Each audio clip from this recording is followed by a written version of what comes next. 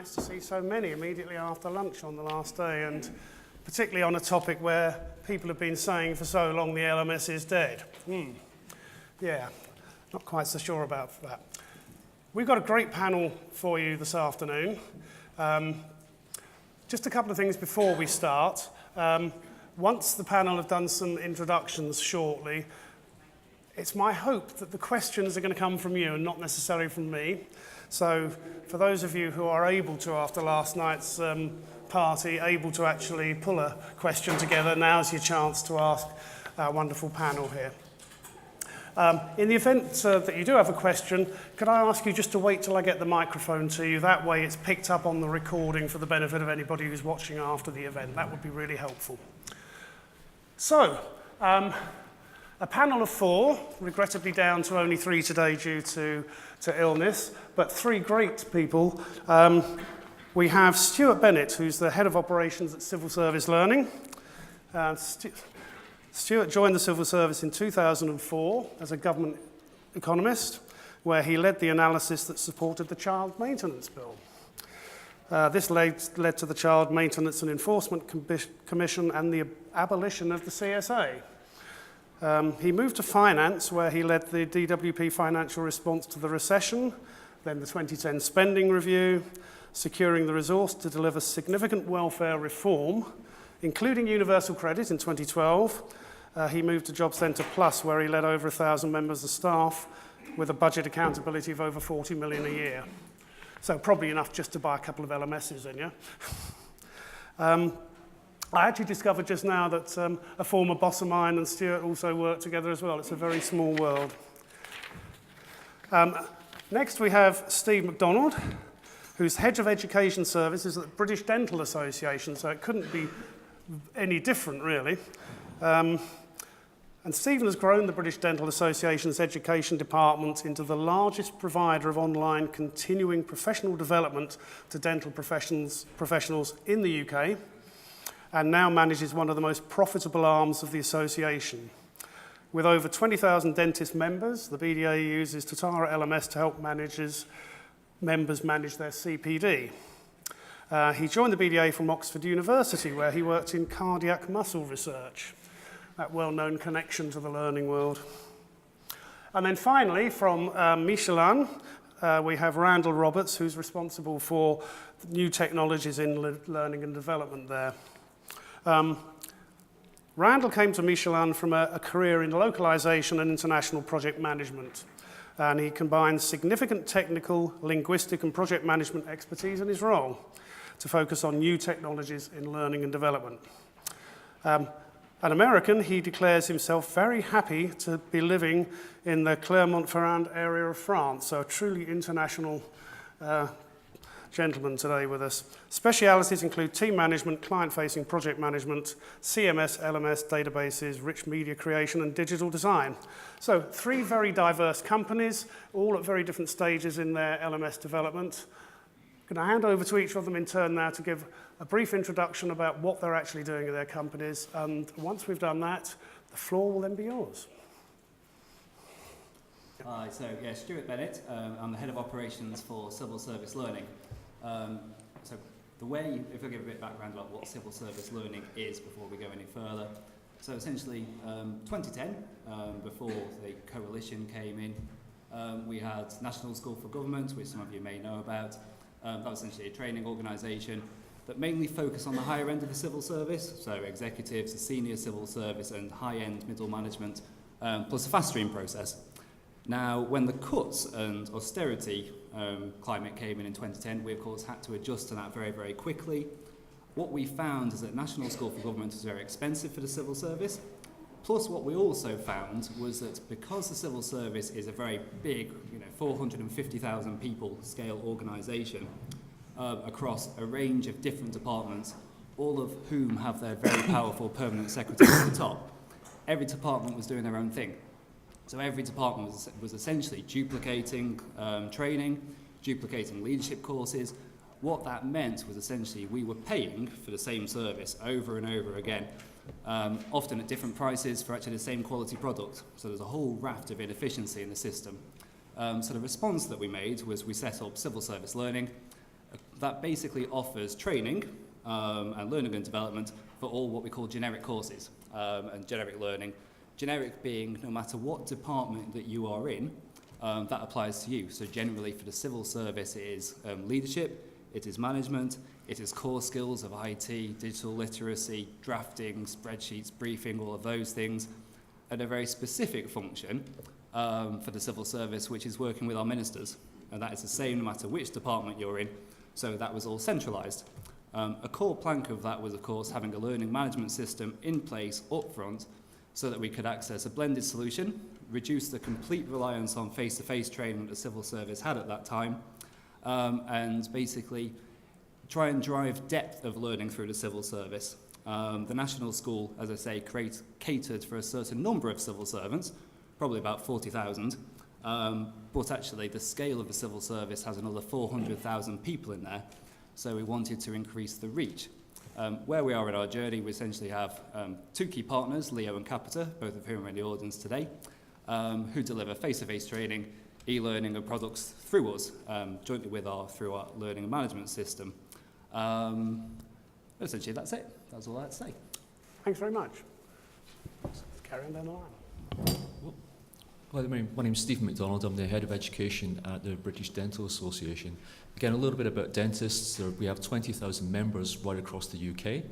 They all tend to work in little high street dental practices, so getting them together for traditional face-to-face education is really quite difficult and costly for them as well.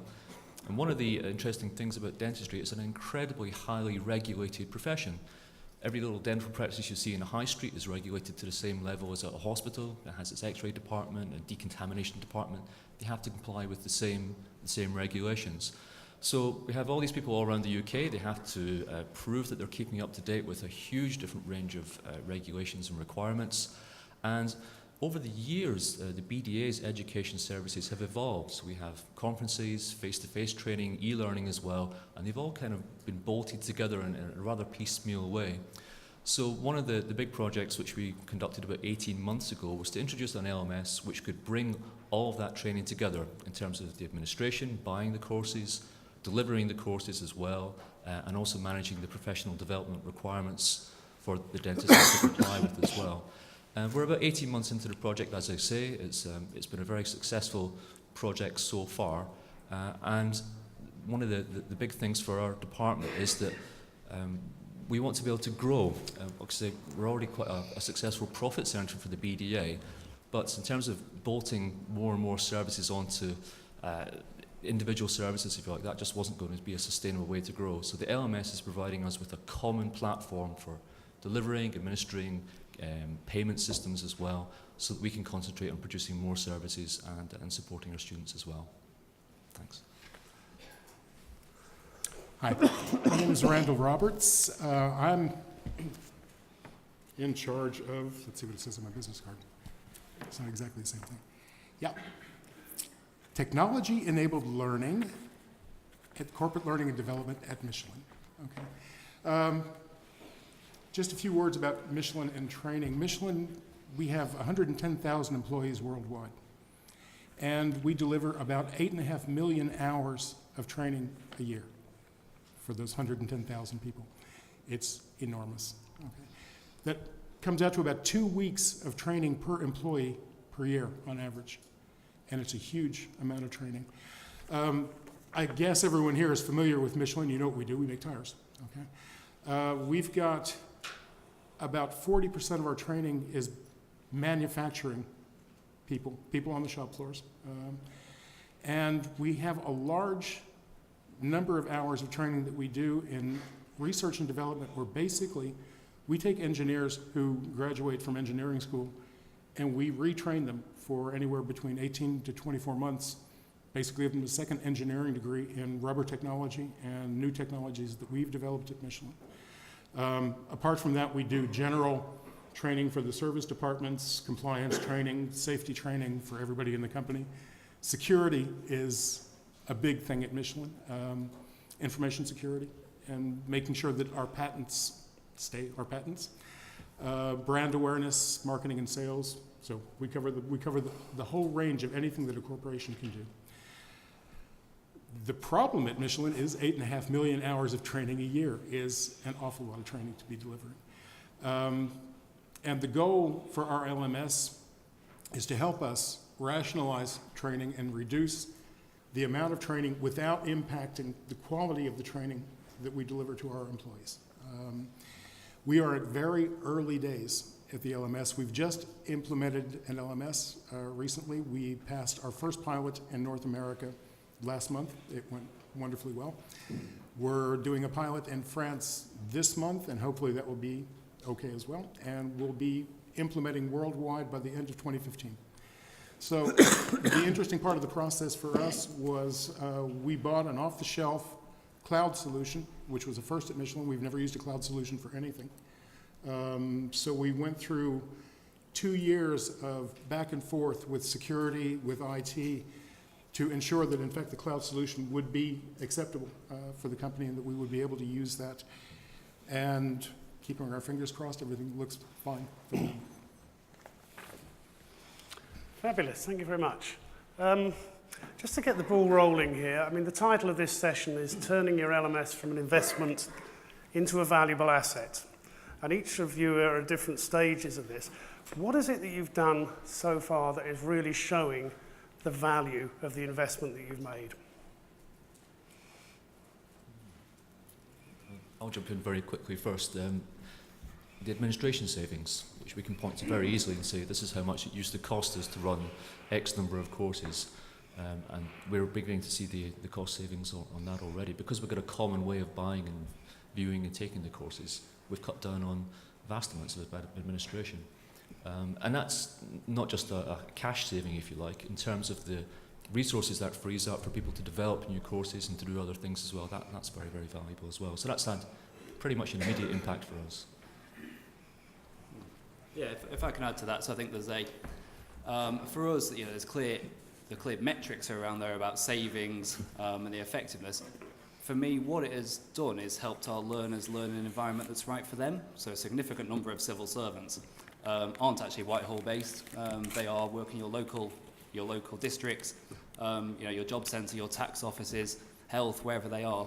And what it has enabled them to do is learn that at the correct time for them. So an hour in the morning, an hour in the evening, uninterrupted without having to leave the whole vicinity for a whole day. So for me, we also measure customer service, and that has gone very well for us.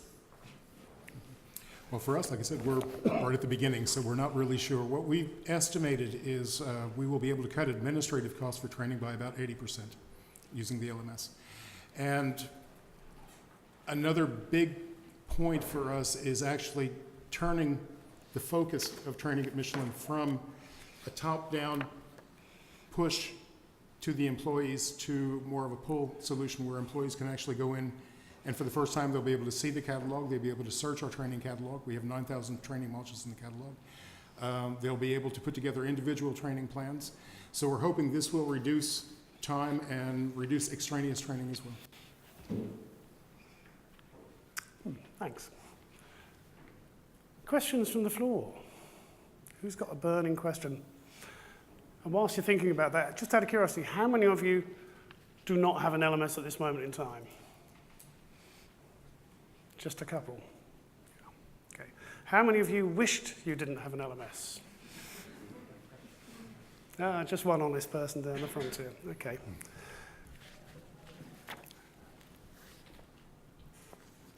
Obviously, part of the purchase of an LMS, these things aren't cheap, are they? And I don't suppose anybody here, even if you go open source, you've still got costs involved, there's infrastructure and everything. So many LMSs are very expensive propositions. How did you sell the idea of the LMS in the first place to management and then on to the users to help that be the successful asset you want it to be? Yeah, if I can perhaps start with that. So I think, as I said in my intro, one of the core reasons for our introduction into the learning management system was budget reductions. And so in a way, the civil service had a big drive on spending cuts. So budget reductions hit every single member of the civil service, all 450,000 of us, in various different guises. So actually, the case to appease management, so to speak, was very, very easy because we had no other choice. It was kind of forced. But that was very, very helpful to win consensus, because it wasn't part of here's a learning management system, here you go everybody, you need to be bought into this. Everyone saw the rationale for why we needed to do it. There is a consequence of that your learning management system and your service can therefore be associated with budget cuts. Yeah, the only reason why you're having your e-learning and your learning management system is because you're not willing to invest in us anymore. Therefore, when we talk about these things, our narrative very publicly is to make sure we talk about benefits, flexibility, customer service, so that we try and disentangle the two. But the case was very clear to management because we had to do it, and it was very, very helpful because it was attached to a big change agenda more generally. I'd sort of agree with that as well, and that buying an LMS, buying into an LMS was just a natural evolution of where we were going. Because we were bolting all these services on top of each other. There had to come a critical point where we go, we can't grow any faster until we rationalise everything which we currently have, and putting it all into a single management system seemed to be the obvious way to go. The only difficulty in selling it to management was on the cost side of stuff. How complicated, how much do we want to invest up front? We decided to go with open source because it's cheaper, it's well supported as well, and we took an evolutionary approach to developing it as well, in that we're just taking small steps at a time rather than going for the full-blown system that we wanted right at the beginning, and that seems to be less scary for the management because you can, quite small upfront costs, then you can demonstrate value, and then so on and so forth. Yeah. Well, for us, in fact, we always said at Michelin, we don't have an LMS. This is the first time we have an LMS. In fact, before we chose our current provider, we did a study in company. And the way our training organization is set up is training is actually delivered in zones and countries. We have a central organization who creates training modules that are pushed out to zones and countries deliver how they want to.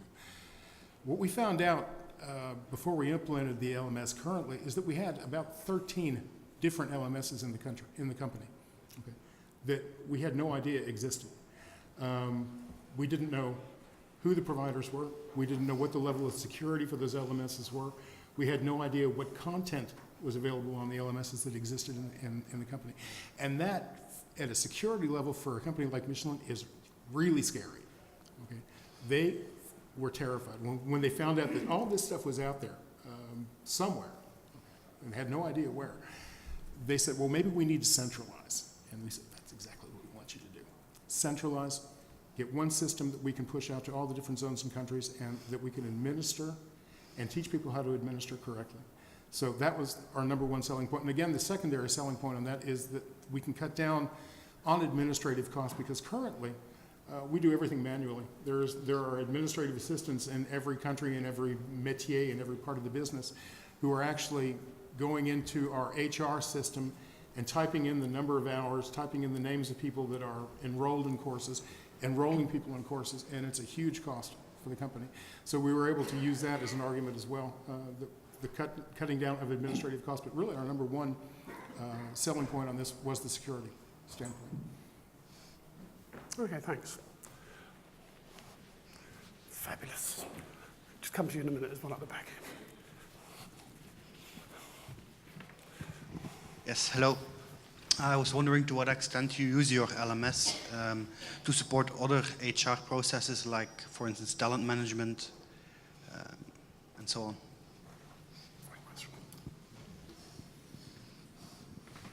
Shall I kick off with that one? We would like to, we don't, I think is the answer. So the LMS we see as being the first stage of our HR journey, certainly is. They're across the civil service, big departments, big legacy departments who have been often tied into big IT contractors for decades. They are often Oracle-based systems, so we would love to disentangle talent, performance, attendance management, all of those things, and try and build one integrated HR system. That's for us one day, but we just need to get the LMS completely right first. I don't suppose we really support our internal HR function. We are an external-facing profit centre, if you like. But I suppose we do help dentists with their HR function. That's something we want to grow on. Essentially, we want to become their HR departments where we can prove to them in any external organisation that they're compliant with the various different regulations and basically take that burden off a dentist whose job isn't really to, check the compliance of all his staff and what have you. If we can say to him, yeah, we'll take care of that for you, that's quite a valuable thing for us to do. So not internally, but soon externally, if that makes sense. And for us, talent management is a bit of a touchy subject. We're a typically conservative French company, even though we're hugely international, okay? And very paternalistic in the way we deal with people. We actually don't talk about competency or talent development. We develop potential at Michelin. When a person comes into the company, historically they have a career manager who, from the very outset of their career at Michelin, sets their career path. Says, this is where you are now, this is where you'll be in 20 years, this is where you'll be in 30 years, okay? And that is managed really at a level of, almost personal level between an employee and his career manager, okay? Employees have very little say on what their career path is going to be and how they're going to develop. We're hoping to change that now because we do have the possibility with the LMS that we've installed to start doing skills management and skills development. But at the moment, it's up in the air on how that's actually going to work.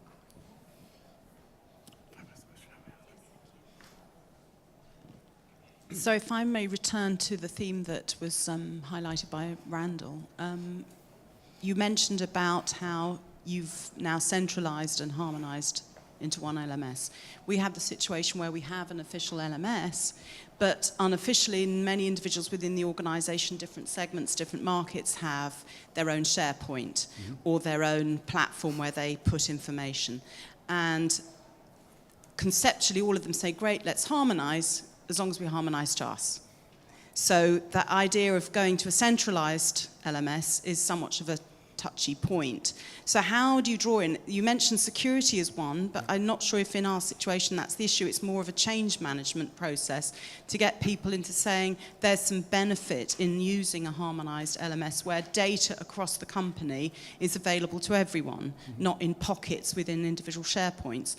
Have you had experiences of having to go through that change management process, and how did you do it? The idea of having this centralized system, as I said, even though we had a large number of different systems that were used in different places or different parts of the business, nothing was really centralized or communicated with the HR system that we use to keep everything. Okay. So even though they had a platform where people could actually take e-learning or maybe sign up for a course, actually keeping track of all that was still manual. Okay. So the capacity of the LMS, offers us to automate those administrative functions was a big selling point, and that was a request from the overall L&D community worldwide, was to have that automation.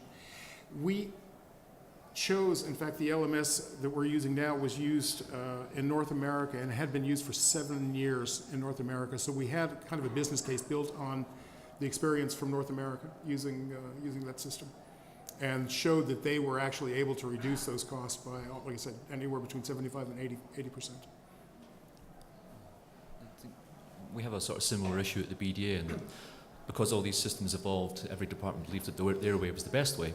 So centralization for centralization's sake wasn't going to be a very good argument. I suppose one of the things which we did have to look very carefully at and introspectively about was what would centralization really do for us? What would it really improve? Having everything together in a nice system is great and it's fantastic, but what would we actually do with all this centralized data? One of the interesting things that we managed to sell it on was, well, if we know what the most popular courses are out there, then we can develop e-learning versions of them, sell them to a wider market. So it's market intelligence is the real reason why we've centralized things. And that was one of the sort of compelling reasons. But you have to think very, very carefully, what would we really use a centralized system for? And I think ours was a combination of essentially policing and encouragement. So I said in my introduction, because we essentially amalgamated this change program with huge spending reductions across the civil service, it was formed as part of a big HR business case of look, this will free up time of HR more generally to focus on more value-add activities, and we will do it cheaper and of higher quality through our outsourced partners. And that's kind of the positive, gentle approach.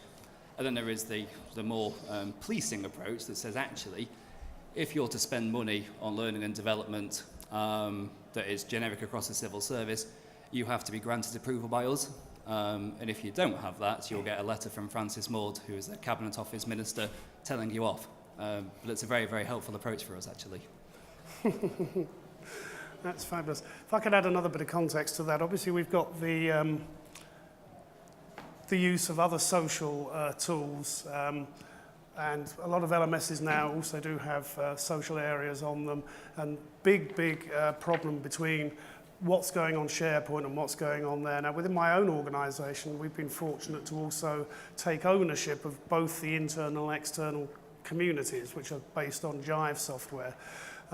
So the challenge of SharePoint hasn't totally gone away, and I have a funny feeling it never will until you cut it off at the source, which probably means going and stealing the server physically, because that's the only way you're going to stop it.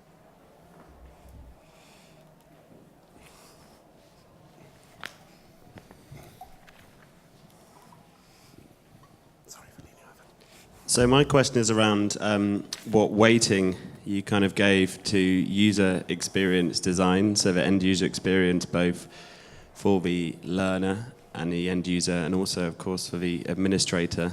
So Randall mentioned that moving from that push to pull model was a desired outcome, and for me, that's bound up with a question of user experience design. User experience design is also the main complaint many people have about the existing LMS they have. So from your experience, how did you kind of try to crack that problem, I guess? So I completely agree with your sentiments is my answer to that. For me, we have recently put a very strong emphasis on the user, with the user being the consumer of the experience, not the HR community, not the learning and development lead, not the administrator. That said, kind of a user is inevitably an administrator, but we are now razor sharp on user focus. E-learning now doesn't go on our website and our learning management system unless it can prove that it's been passed through 10 or 20 users and that users have said that is a positive experience. So I think we have to be watertight on it and make it a complete commitment. My whole team have to do basically talk to one user every single week and sit there with the LMS in front of them to see what is going on. But it needs quite a lot of leadership to get that through. But I think it's the only way to really get LMSs, because I think we have in the past forgotten that our consumers of learning management systems also use website outside of work. So they're used to Amazon, they're used to their banking stuff, which has a razor sharp user experience. And then when they come to use internal systems, they don't have that same focus. I totally agree with that approach as well, largely because our courses aren't compulsory. We sell them to dentists. They can choose to use them if they want to or not. So they have to be slick. They have to be easy to find out what you want to do and to go through it as well. And I'd agree as well. The external web world, if you like, is the standard to go to. You should be able to book on one of our courses and find it as easy as you would be able to buy a book on Amazon or buy a flight or something like that. The users just won't buy them otherwise, so we have to have a very high focus on user experience.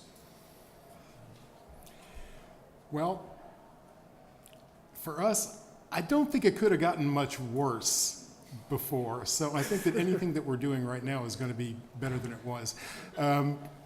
We did, in fact, and we are doing ongoing end-user testing over the range of employees that we have in the company, anywhere from the engineers who work on RDI down to people who work on the shop floor, just to make sure that the interface is suitable for everyone. But before we installed the LMS, we went through a case where someone had to sign up for a course. Okay? They didn't know where to find the course. It took anywhere between 10 and 15 minutes to find the course. Okay? A minimum of 8 to 10 clicks and 3 emails to send. Okay, this was for a classroom course. So giving them an LMS where they can actually type in a search word, click on a course, find a session, and automatically sign up for that session is a huge advance for us. And we're hoping that this is the way it goes. We did try, and we are, like I said, we are still trying to make sure that the interface for the LMS is really user-friendly, okay? That we're basing everything that we're doing in the company on the people who are actually going to be taking the courses and not the administrators, although the sell was to the administrators. Okay? The people who are actually on the other end don't have a choice. So we have to make it as nice as we possibly can for them. And if I can just add one thing that's it's more cultural, is that we banned the phrase LMS. We use the phrase website because it means you get across the external, internal, and you make sure it is blurred as it necessarily should be. Fabulous. I'll just apologise for the seal convention next door, which I know is a little bit off-putting here. We are getting a message out to the guys responsible for this area to try and tone it down a bit, but it does sound a bit like a convention of very noisy seals. My apologies for that. It's interesting the point you make about not using the term LMS, and one of the things that's always concerned me is that people get hung up on that term. I mean, how many times have we seen on Twitter or on various forums that, you know, you don't need an LMS, people manage their own learning, but it's actually not about the name of the beast, it's about what it does. You could call it a Guinness bottle for all I care, as long as it delivers all of the functions that we need.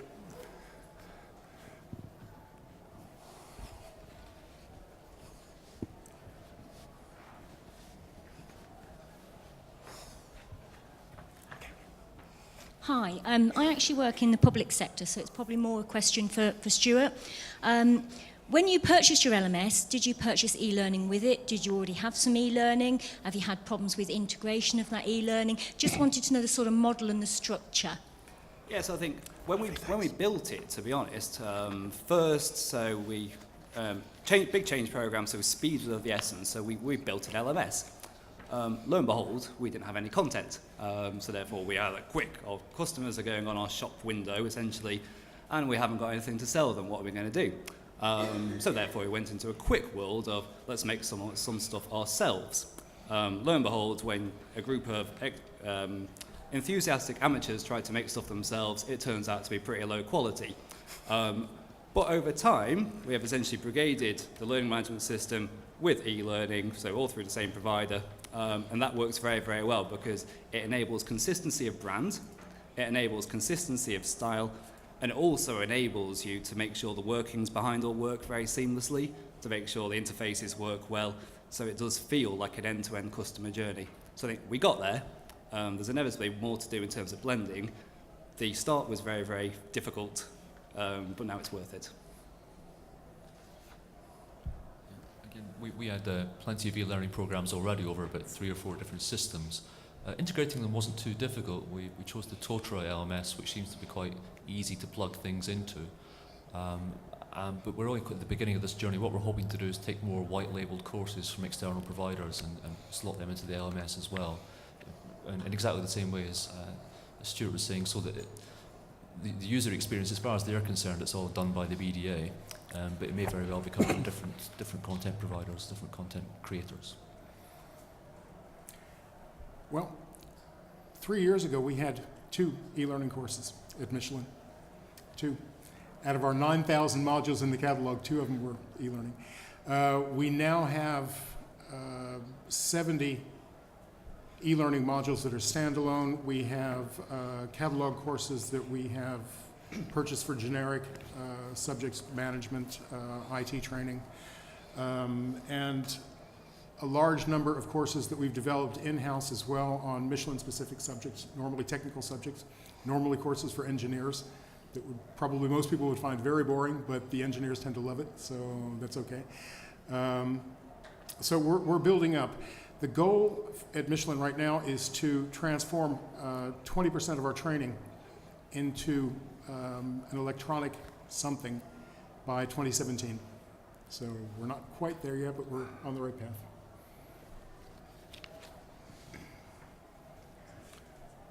Aha. 3. Start over here as you're closest. Hi, my question is more probably for Stuart and Randall. It's have you increased the amount of the mandatory or compliance training that you're expecting your users to complete because you've now got this centralized system where you can do the monitoring? The answer to that is yes, we have indeed.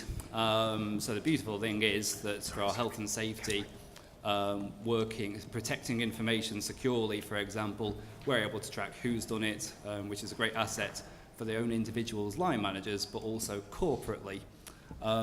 That said, there is therefore an element across the civil service that e-learning equals your mandatory training. Therefore, we are probably reducing our reliance on that now to basically up the quality of voluntary training to make sure that people just don't associate the two. So a program which I talk about quite a lot is unconscious bias, to ensure that there is proper diversity in the civil service. That is non-mandatory, but actually because it is a high quality product, people are taking it up voluntarily. So we are trying to move away from that association, which has quite negative connotations for e-learning. Well, we've had a pretty good record, and we do have a pretty good record of maintaining a high level of compliance training and making sure that everybody goes through the compliance training that's needed. The problem for us is, again, that it is a long, drawn-out manual process at the moment. So hopefully we'll be able to automate at least part of that administrative process of making sure that everybody does go through their compliance training with the LMS, keeping our fingers crossed on that one. We haven't actually tried it yet. We know it works in North America. We don't know if it's going to work everywhere. Even though we don't train employees or within the organisation, our members do look to us for compliance training. They, rather than going sourcing it themselves, they look to us to either be brokers and find out where they can get the training, or we can provide it ourselves. So that's something which we see as a real growth area for us.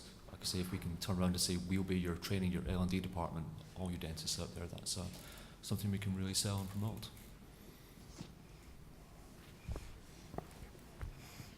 Hi, thanks for making the seal stop as well, Martin. That's good. Thank you very much.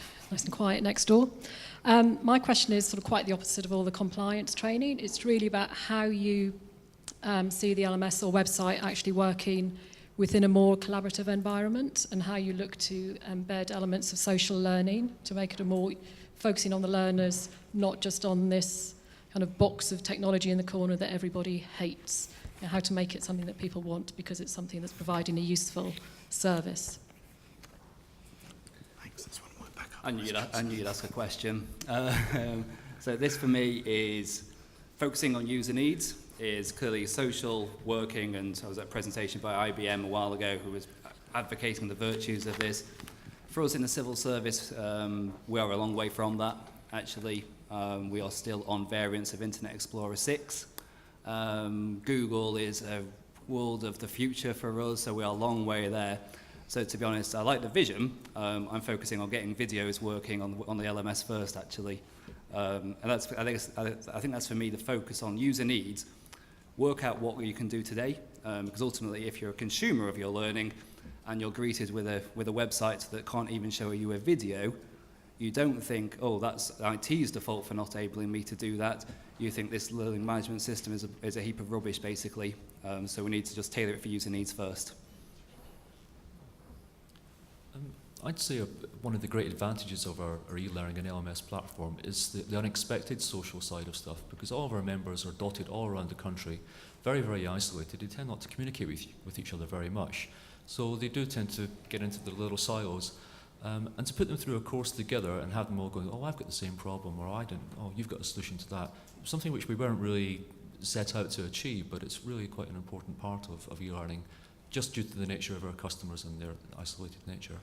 So it's something which we hope to expand upon and use the sort of forums feature of the LMS a bit more. But that just happened naturally. That just emerged as users went through the system. We have just recently installed at Michelin a social media program. Okay, so it's not connected to the LMS. This is something that we're trying to get our course designers to take into account when they're actually designing new courses or reconfiguring old courses. We haven't had the problem because everything we've done up to now has been face-to-face. So it's been ultimately very social, and there's a lot of contact, in fact, between trainers, tutors, mentors, and coaches, and the people that they're actually teaching. This is not, we don't just say, okay, well, the course is finished, everybody goes away. Not in a lot of cases. As we move toward more e-learning or more virtual classrooms, we think that this is going to be something that we're going to have to use. It's not necessarily something that everybody in the company is very comfortable with, okay? Like I said, again, we're a very top-down kind of company. We don't necessarily like the idea that people are talking among themselves. We like the idea that there's an expert up here. He knows what he's talking about. If you have a question, ask that person, okay? So hopefully this is going to be a change in the mentality of how Michelin thinks, really how we think in the company, that the idea that we can get interesting information from other people that have actually gone through a course, or people are asking the same questions and asking each other for answers. We hope that this is going to work. We're not sure how it's going to work, but we hope it will. Yeah, if I can add to that, we've also been having similar discussions around how you can get instructional designers to actually start to build the use of social learning tools into their thinking. And that's not the easiest thing to do for people who've spent years just following ADDIE and dishing out ILTs. So I wouldn't underestimate the challenge sometimes of working to resolve that. We're working on it. We've got the tools to do it. We've got a way to go as well. There was a question over here, wasn't there? Yeah. Hi, it's about the content that you've put in onto your LMSs. What works best, and kind of how do you get the engagement up with people in the organisation? Yes, I think we're learning quite rapidly on this. Make your content stretching. I think people do have an association of electronic learning as simplistic, very basic awareness level. So make sure it is stretching and they learn something, and then they are kind of actually greatly surprised by the art of the possible, actually. The other thing is just that attention to detail. So make sure there is a end button, you know, when you've completed the course, for example, so you actually know you've finished it. And things like people do associate some e-learning as being patronising, actually, so make sure it is proper adult quality, you know, to make sure it is representing the people which you're serving. If you can do that and the quality is there, then people do come across and people will use it voluntarily. Yeah, I absolutely second the do not patronise your audience side of things, especially with dentists. They tend to get quite annoyed with that. In terms of the content, it has to fit whatever message you're trying to get across. We've so expanded quite recently into putting an awful lot more video on our website. Just because quite a large part of our demographic are sort of young, you know, under 35 years old, they've grown up using mobiles and tablets and what have you. In between surgeries, they'll just go on the phone and they want to see a video which takes 5 minutes, bang, bang, bang, there's all the information which you need. So we're rapidly moving in that direction, and that seems to be working quite well. Well, for us, it's a combination of just about everything. Like I said, a large part of what we do is training for engineers and developers that do a lot of research work. These are not people that are particularly interested in storytelling. These are not people who are interested in pretty slides. They want information that's clear. They want it concise. They want to be able to learn what they need to learn quickly, make sure that they've got it, and get out. So a lot of what we develop is kind of counter to everything that we've heard about. You need to develop stories, you need to do video, you need to do all this. What they want is clear, concise information, in and out, okay? And in context. So we don't do very much simple e-learning training. We don't have any courses other than maybe soft skills or IT courses that are strictly e-learning courses. We do a lot of blended. We'll do a lot of e-learning courses that are either upstream from a classroom course or something that they have to do in the middle between two classroom courses, or again at the end to anchor, but nothing that really is a standalone e-learning. The ones that do look nice look very nice though.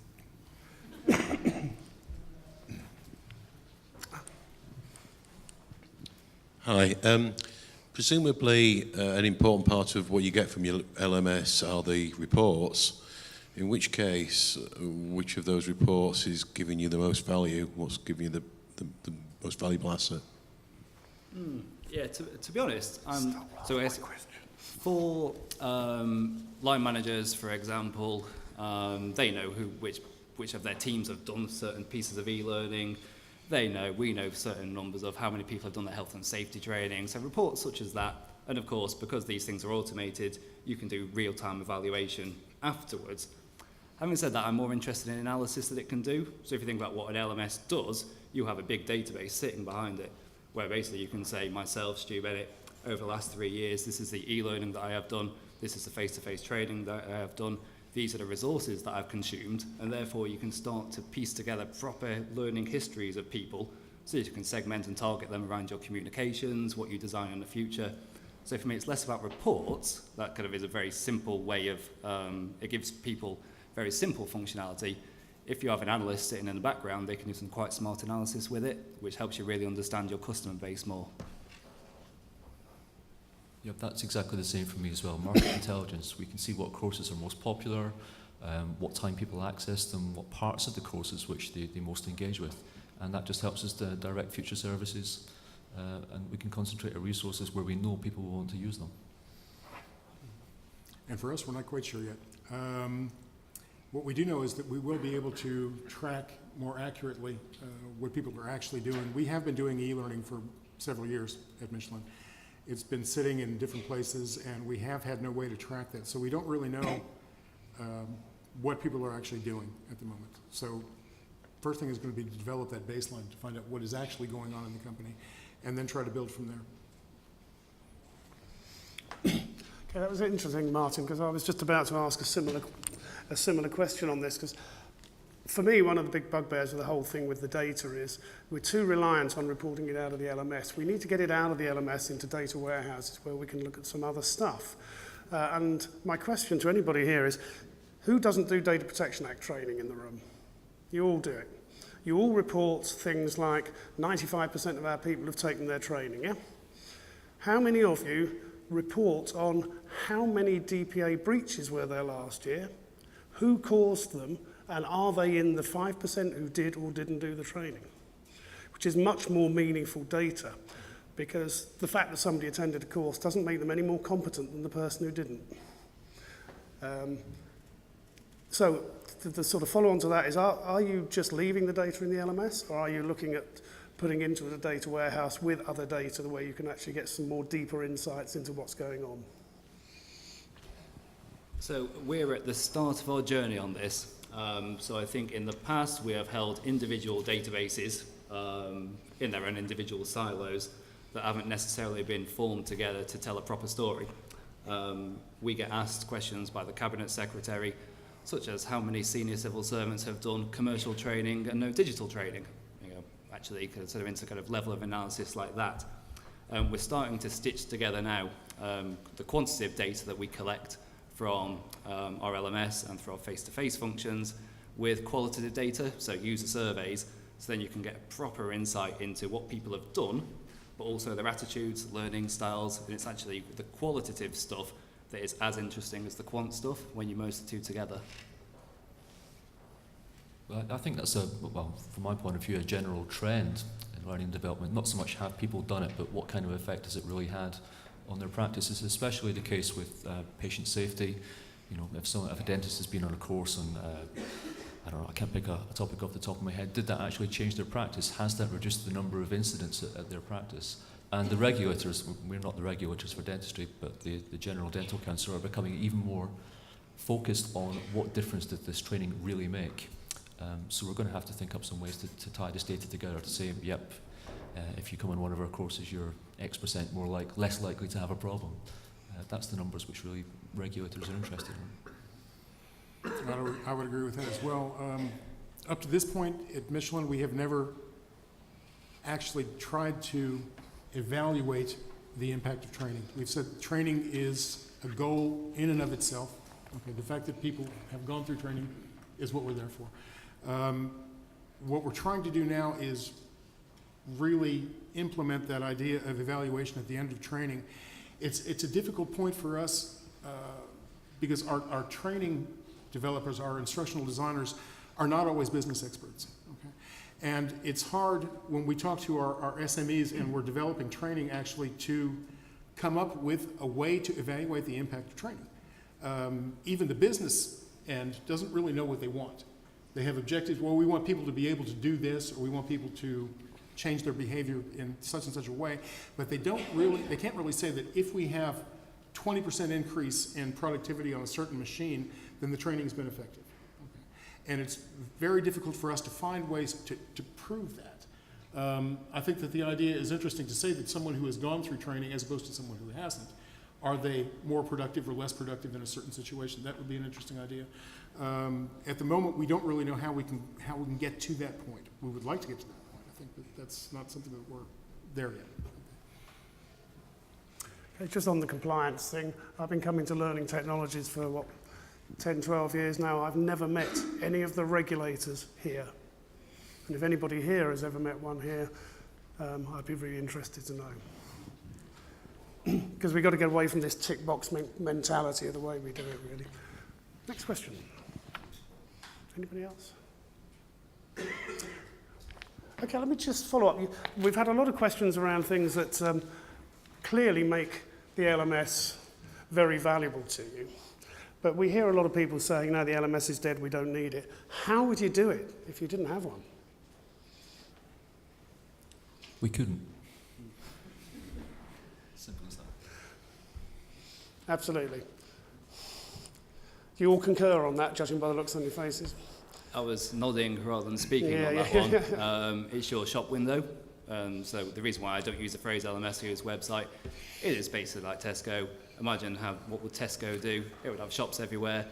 Is that the only cost-effective model for them? Clearly not. So you need one. We could just keep going the way we've been going for the last 150 years, but I don't think it's very effective. And I think we've pretty much convinced the entire community that it's probably not very effective. So we can go with the LMS. Okay,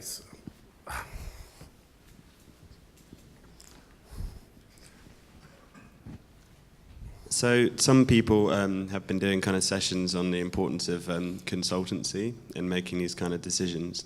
And I wondered how, in terms of your relationship with vendors, you've balanced that.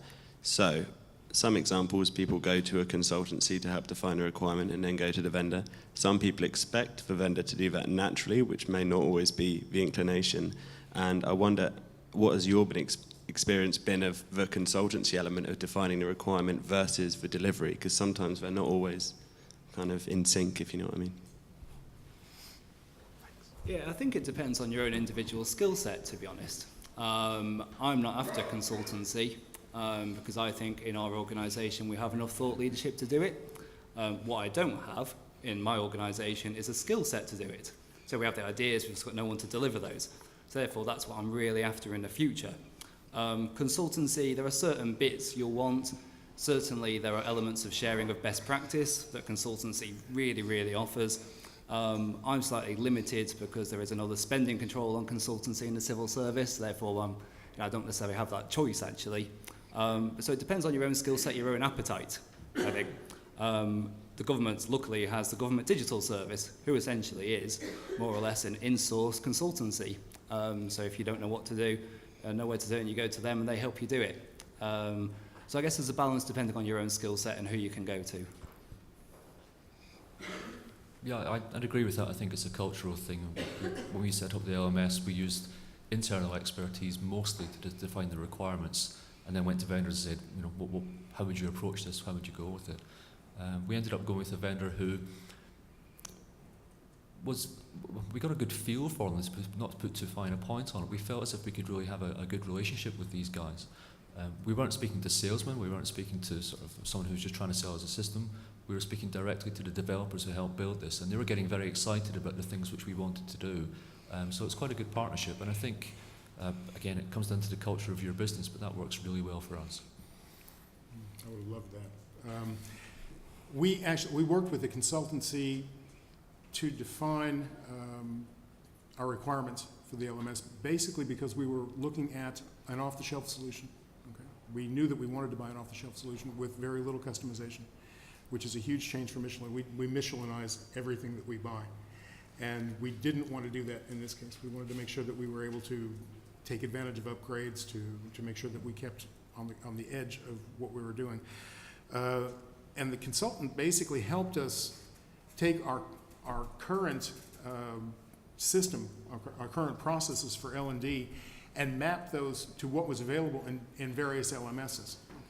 And what we did at that point was just shortlist 2 or 3 that actually met, for the most parts, the needs and the requirements that we had. And then we went with the one that was it was the IT choice. It was not actually the learning and development choice, but we threw a bone to IT and said, okay, if you are happy with that one, we'll give you that one. It was close enough to what we needed that it was okay for us. So. I've had the advantage of also working for an LMS vendor for a short period of time before I realised I was on the wrong side of the fence and returned. And I've probably written some bad RFPs and seen lots of them as well. And I think it depends on the quality of the consultant that you've got working with you, because they need to understand the business problem you're trying to solve, and not be one of those people who's just coming in to help you fill in Brandon Hall's most recent 15-page checkbox on features that are available. And I made that mistake 15 years ago. I thought, oh, we need that, and that. And it turned out we didn't. We needed lots of other different things. So I think the people you're working with just need to understand your business and what your business problem is that you're trying to solve with the LMS. And then you'll have a great relationship. Those who are just doing it because they're in it for the money, and we know the names of some of those sort of firms, I wouldn't be too interested in working with again. Well, first of all, I apologize because I haven't been able to attend your presentation because I have been in another conference, which was a bit disappointing, but anyway.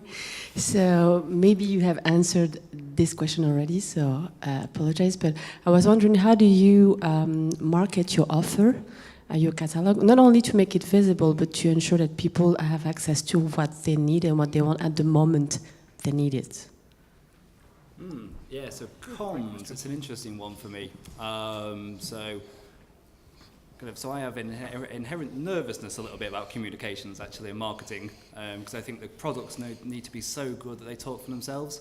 But actually, until you're there, no matter what communications or marketing you do, you're essentially trying to sell a poor product that won't work. We have the benefit, actually, that we are the one unintended advantages of our learning management system is that we hold the only database of all civil servants. So actually, we have the benefit of having every single email address of people in Ministry of Defence, Department for Work and Pensions, Foreign Office. So therefore, we do a weekly blog, which goes out to all of those people saying, here are what the latest products are, you might want to do this. But we try and make it very, like we're not trying to sell civil service learning, because that just switches people off for us.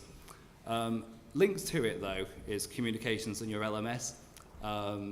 There is the inherent, sometimes, desire to turn a learning management system into a marketing tool. As soon as you do that, it becomes full of photos, it becomes full of marketing, and it slows it down. So there have been instances on our learning management system where the page load speed has been 3.4 seconds. And that's primarily because the IT of the civil service is so poor that it can't actually handle those photos. Therefore, it just switches our users off. So I think protect it, and if your IT can't support it, just focus on what the LMS is truly there for, which is to get learning to the user. Yeah, that's an interesting one. We've got the same kind of tension as well, and there are our comms guys want to turn the LMS into an advertising site.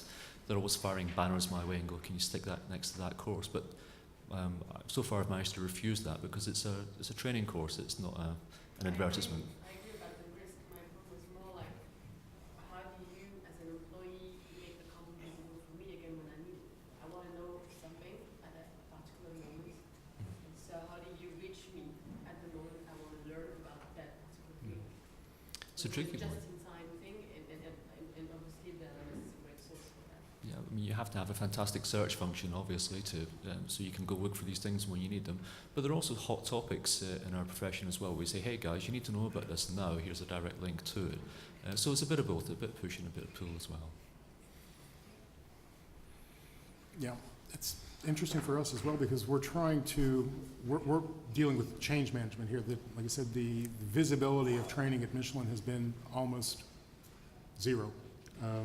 It was visible for managers. It wasn't actually visible for the employees themselves.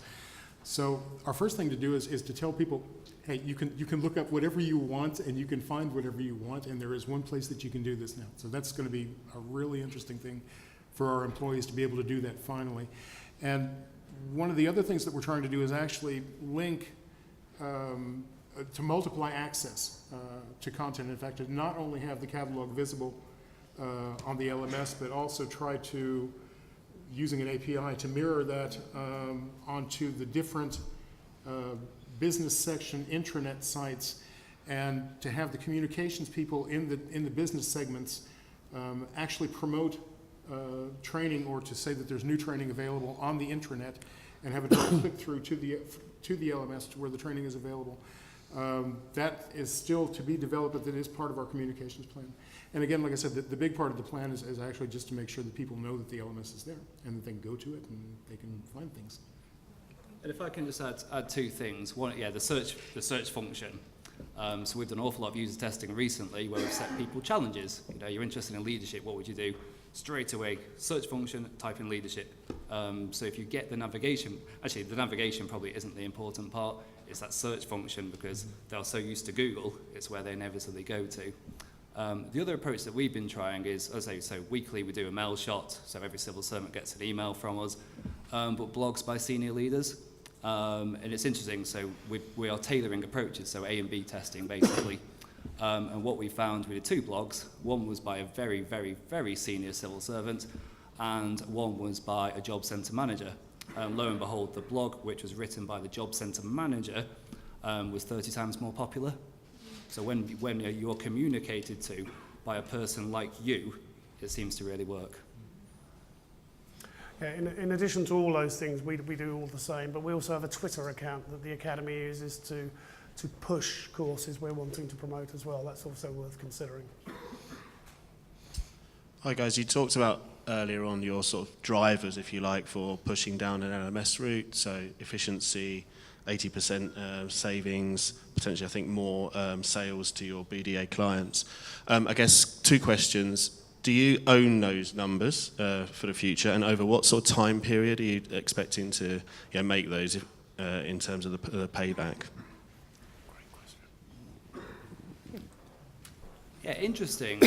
So do we own those numbers? Yes, we do, but of course the benefits don't really accrue to us. So it's quite an interesting one, but we do have a series of targets which are actually becoming less efficiency-based and more quality-based actually. So our targets historically have been around efficiency, learner hours, cost per learner hour, all of those type of things.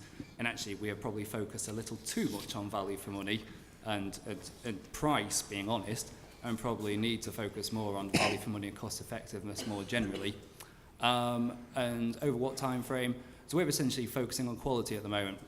And that is a 1, 2 year, 5 year fix. But I guess it links to an earlier point about we are incrementing. So we don't see big launches happening in the future of learning management systems. We iterate literally every single week. So we don't have step changes in our service. Yeah, similar as well. We don't have a massive target, reduced by 50% in 2 years. It's more an iterative process. And the focus isn't so much on cash savings, it's more about freeing up resources so that we can develop more things.